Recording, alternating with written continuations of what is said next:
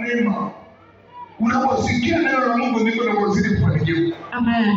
Andika kichwa chetu cha somo, uwezo wa neema. Uwezo wa neema.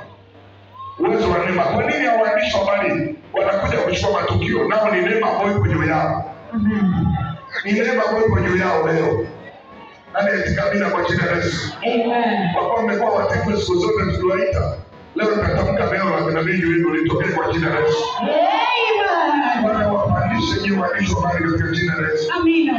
Hakuna tutakayewazuia hata moja. Haya maneno yaanguke bure. Amen. Nani atikabila uwezo wake kwa jina la Yesu? Amen. Uwezo wa neema. Moja, neema inasababisha kukutambulisha. Tawi yoyote ile na kazi ya neema. Neema inasababisha ikakutambulisha. Usicheze na mtu mwenye neema. Amina. Neema mtu akiwa naye, ile neema wengine wanakupa hapo.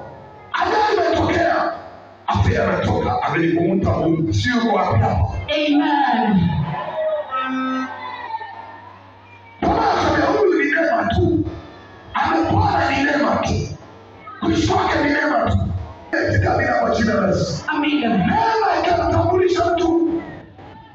Mungu akamwambia Musa, wewe umepata neema mbele zangu. Kipindi cha sheria amepata neema. Sina neema nielewa, nataka unipungie mkono kama unanielewa. Amen. Yaani kuna sheria kipindi cha Musa, kuna sheria ngumu. Lakini Musa